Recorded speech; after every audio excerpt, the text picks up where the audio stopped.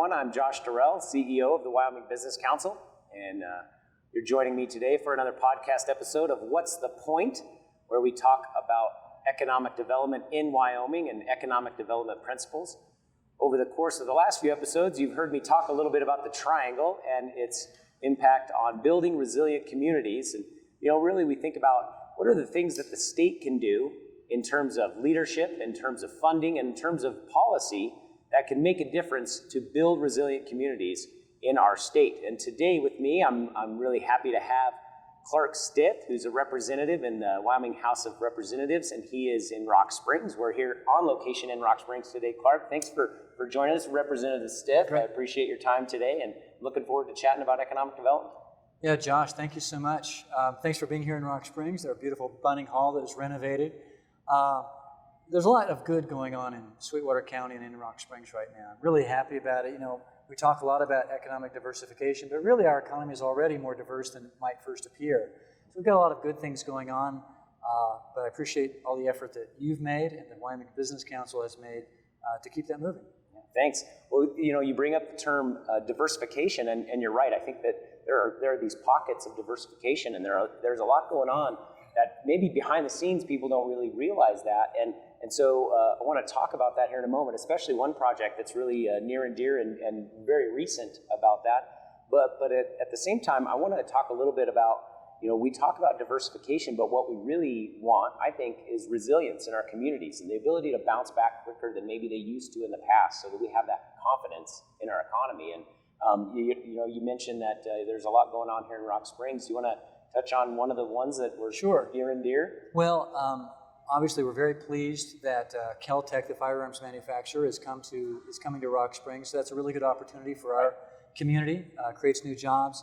It's a new sector for us, really. We haven't had that here before. Right. So it's really a positive development, and it takes advantage of some of the existing infrastructure that was here from our last boom 15 years ago. Yeah. Well, and you mentioned that. That's a really good point. So we talk a lot about how do we have assets that you can do economic development with. And, whether that's streets and housing and workforce or buildings that we can utilize for these companies. And not only does our stance on the Second Amendment and the fact that we really like that and we attract gun makers here was an important aspect, I'm sure, but also having a facility that had the infrastructure in place and a facility that they could move into right away was really important to them.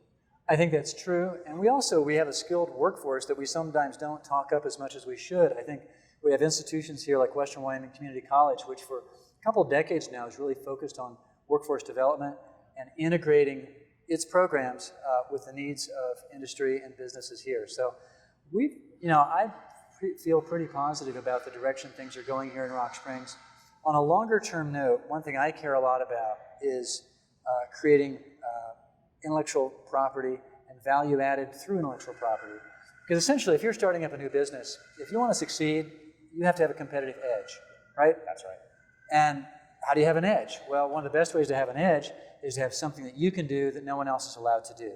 And that's where intellectual property comes in, whether that's your trademark, your brand, say, or that's a utility patent or design patent, a trademark or a trade secret. So I'm focusing on that and trying to encourage the development of intellectual property here. So you mentioned, when we were talking before this, you mentioned one of the entities that helps along those lines. You want to talk a little bit about Impact 307 and it's coming to Rock Springs? Sure. I think we got a couple of things going. Impact 307 through the University of Wyoming. It's really innovative to start from a kind of a grassroots level to encourage entrepreneurs. We have really smart, inventive people here. People want to create new things, and they just need a structure and some encouragement for how to get it done. So we're going to have pitch night coming up here later in September for the finalists, and I've been working with a couple of the people to provide them some sort of a legal framework of, hey, here are the things you want to think about. Here's how you want to allocate risks, who's going to do what, what's the risk you're taking, what's the rewards you might get out of this. So because if you have agreements that are based upon essential fairness, they tend to be more stable than those that are opportunistic, or say. So I'm looking forward to that. But the Wyoming Innovation Partnership, I'm really happy about that one as well. It's an initiative from the governor's office, and essentially there's $55 million statewide been put into that. collaboration between the university and the community colleges. I think that could be innovative and help us, develop the kind of future that we want, so that we are controlling our future instead of outside forces controlling us. I really like that a lot, and you mentioned a few of the entities that are really important in that whole entrepreneur space, and as you mentioned, the intellectual property space, and kind of creating that blue sky between you and your competitors. And with WIP and also with Impact 307, those are great opportunities for the university and the community colleges to work together to develop not only the workforce that we talked about before, but also those bright minds, and help them commercialize their ideas. One of the things that is also coming out that I think will help in that whole ecosystem development is a funding model from the state small business credit initiative. So it's federal money. We're hoping to get about $50 million that we can invest into these small companies in Wyoming that have a bright future, and really help them through that valley of death, and get them through that time that's tough for somebody who's got an idea and needs to understand the market fit and then commercialize. And so we're going to be able to make investments into a company where, because we can't do state money, this is federal money that we'll be able to invest and do venture capital with. I'm so glad you brought that up, Josh, because the state small business credit initiative could be a really important tool to get things off the ground, because even though there may be a lot of capital around, small businesses and entrepreneurs have a hard time accessing that capital. And oftentimes it's a confidence game. And I'm really happy that you're pursuing that program, because what I'd like to do is equalize the playing field between someone who's got a good idea in Casper or Rock Springs on the one hand, as between someone who has a good idea in, say, Palo Alto or Austin. Right now, they have a competitive edge just because of sort of this ecosystem that they've developed, but we can do that too. And I think the state small business credit initiative is part of that. I think that's a really good point, is that there is a lot of money flying around out there, but how do we kind of develop the ecosystem and get more deal flow here? That's one of the things that we feel like can really make a difference. Right. Because I think it's an appropriate role for government when there's a market failure, right? Yeah. So if there's a gap in the market, then I think it's the responsible use of government to have the public sector step in to bridge that gap. Not as corporate welfare, but rather as to fill in a gap where you would otherwise have a market dysfunction. Well, and that's a really good point, and it's something that I think is important for folks to understand. A lot of people, especially in Wyoming, we like to think about, well, let's have government as hands-off as possible, and I think we can all agree with that. However, what we want to make sure that we do is even the playing field with other states. I think sometimes when you look only inside the state, it makes sense. But then as you look outside the state and they're utilizing different rules and their game is a little bit different, we need to equalize or we'll lose out. We've seen that on some deals that have come toward us, projects that have come toward us, and they're saying, well, I'm able to get this from these other states, and how do we play in that game? And of course, we don't want to play it necessarily exactly like they play it, but we want to bridge that gap, and we want to do it in the Wyoming way. And I think we've got some ways to do that. Right, and I think as you and I talked prior to this program, I think there are some tweaks that we could do to existing law to make the programs we've got more flexible, so that there aren't these artificial barriers to companies migrating from out of state to here. Because people would like to set up in a place like Wyoming, where, frankly, here in Rock Springs, we have a very hard-working culture. Yep. You have a good workforce, and companies would like to take advantage of that. But sometimes there are these artificial barriers that we can break down. So I look forward to, hopefully, if not in this session, hopefully this coming session, we can make some legislative changes to have more companies like Caltech coming to Rock Springs, or Weatherby up north. Yeah. And you mentioned those recruiting opportunities, and those are, of course, really important. We love those, right? It definitely helps with the diversification of our workforce, of our towns, and also of the opportunities that Wyomingites have.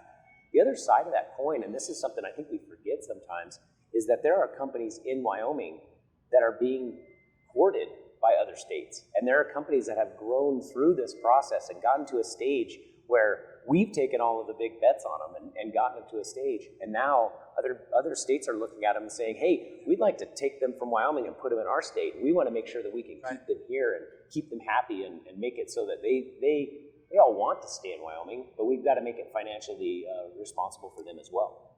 Right, and I think there should be an emphasis. We have some really big projects coming here in the near future. One of the Natrium power plant over in the Kimmer area. What I'd like to do is see a focus on, as the construction of that goes, trying to leverage it to the maximum extent possible for our local contractors and suppliers and metal workers and people like that. That's going to be a challenge because we know when Bechtel arrives, they're going to have to bring in some people from out of state. They're going to have to. And that's not a bad thing necessarily, but we want to make sure that our local workers benefit as much as possible from that. And the same thing with the expansion from the Trona mines. The Trona is a real bright spot, of course, for our whole area because it's stable. It's in a different sector that's not quite as energy dependent, not as volatile. And so things look bright here in this part of the state. You mentioned that, things looking bright in the southwest corner of the state, and I couldn't agree more. And on one hand, you get really excited about it. On the other hand, you sort of go, oh boy, there's some things coming at us that we really have to get in front of. And so as you look at the, some of these back of the napkin calculations at what the workforce is going to do over the next 5 or 10 years, what are some of the things that the business council can be helping with, or that we can work to push to make this transition as easy as possible, and all of these new workers coming into the area make it possible? Josh, thanks for that question, Josh. Well, you already mentioned the State Small Business Credit Initiative. I think that could be a really important program that the Wyoming Business Council could administer. Continuing on with the Business Ready Communities program, that's important as well. And then I think evaluating when local entrepreneurs come up with ideas, looking at those and seeing that with a realistic eye, right? I mean, we don't want to just pour government money into anyone who says they can spin coal into gold, right? Right?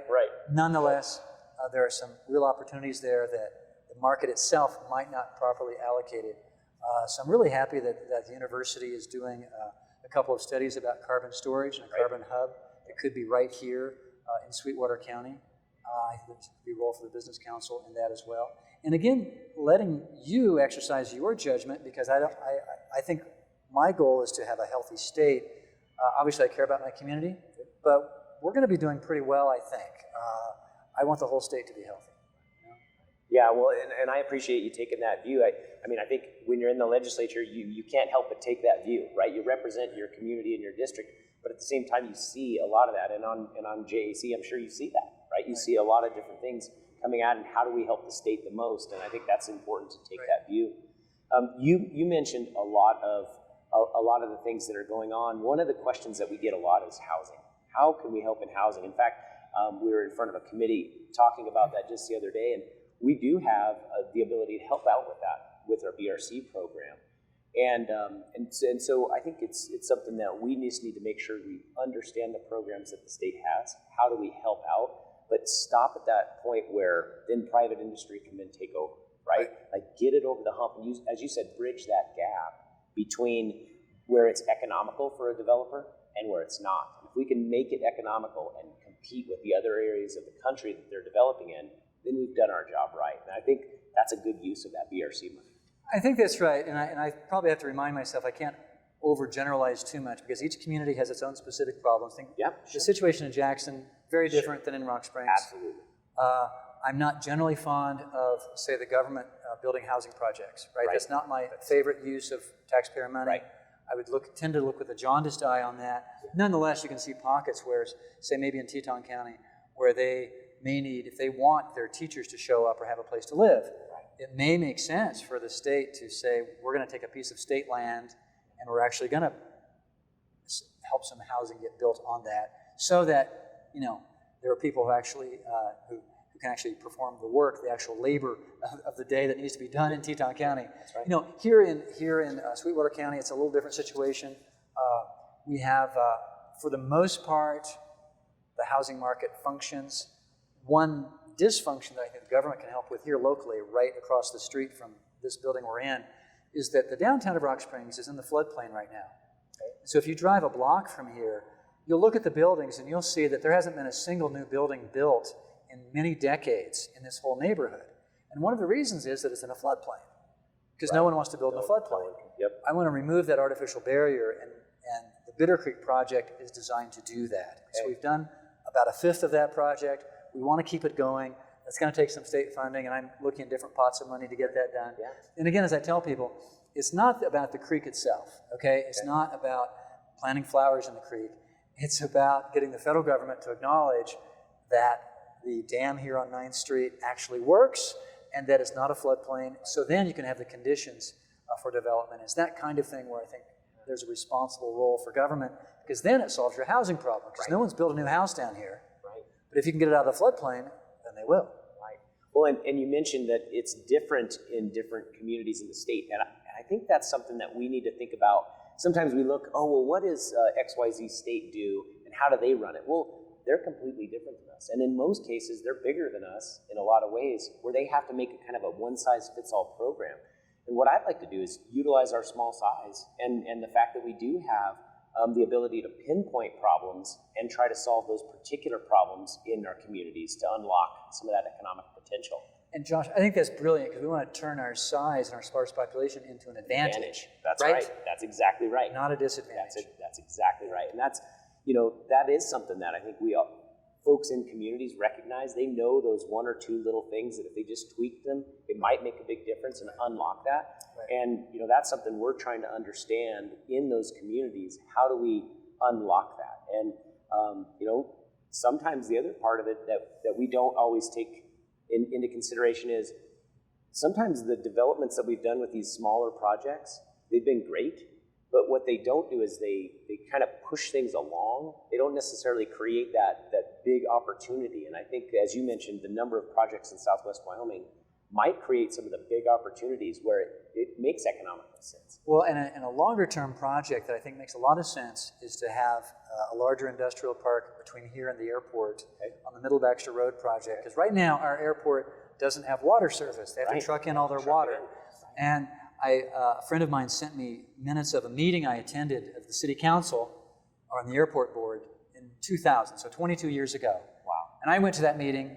I don't remember why I was there, but the minutes say that what I was talking about is, hey, we need to get water to the airport. So here it is 2 decades later, and we're still talking about it. But I think it's a project worth working on, because if we can get water to the airport, it solves a number of different problems, not just the airport, but also for Simplot, which is frankly on the way. They need extra water capacity. And there's also a subdivision that doesn't have any water. And then theoretically, if you could create an industrial park there, then you attract, maybe you attract data centers. Maybe you attract other things. That's right. So I don't want to artificially overbuild, but there's this aspect of a responsible role of the government to play in creating the infrastructure and the conditions for growth. Yeah. So Josh, I just want to thank you so much for what you do with the Business Council. Well, thank you. Yeah, my pleasure. It has been it's been a fun ride, and I do think that the collaboration between the legislature to understand the local challenges that are happening and the potential solutions, and working with us to decide how do our programs work, can they be applied in a certain way, and looking at the policies, it's really, really helpful. So I just appreciate your efforts to dig into it and look at it and see how we can make the state a better place, because I think ultimately we all want the same thing, which is to create opportunities for Wyomingites. Exactly. And I appreciate your work in the legislature and locally as well. Yeah, thank you, Josh. Good seeing you, Josh. Thanks so much. You too. All right, Thank you. great to be here.